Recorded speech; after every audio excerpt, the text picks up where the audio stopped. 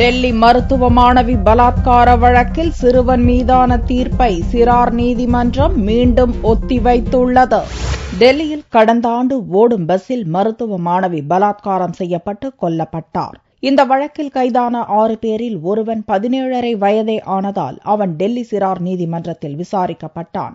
இந்த வழக்கில் ஜூலை 25ஆம் தேதி தீர்ப்பு அறிவிக்கப்படுவதாக இருந்தது. இதனிடையே மாணவி கற்பழிப்பு வழக்கில் கைதான சிறுவனை மற்ற குற்றவாளிகளைப் போல விசாரணைக்குட்படுத்த வேண்டும் என்று ஜனதா கட்சித் தலைவர் சுப்பிரமணிய சுவாமி உச்சநீதிமன்றத்தில் வழக்கு தொடர்ந்தார். இவ்வழக்கு நிலுவையில் இருப்பதை கருத்தில் கொண்ட சிறார் நீதிமன்ற நீதிபதி கீதாஞ்சலி கோயல் தீர்ப்பை ஆகஸ்ட் 5ஆம் தேதிக்கு ஒத்திவைத்தார். திங்களன்று தீர்ப்பு கூறப்படும் என்று எதிர்பார்க்கப்பட்ட நிலையில் ஆகஸ்ட் 19ஆம் தேதி வரை தீர்ப்பை ஒத்திவைப்பதாக நீதிபதி கீதாஞ்சலி கோயல் அறிவித்தார். சுப்பிரமணிய சுவாமி மனு மீது உத்தரவு பிறப்பிக்கும் வரையில் தீர்ப்பை வெளியிட வேண்டாம் என்று உச்சநீதிமன்றம் கூறியதை அடுத்து தீர்ப்பு மீண்டும் ஒத்திவைக்கப்பட்டுள்ளது.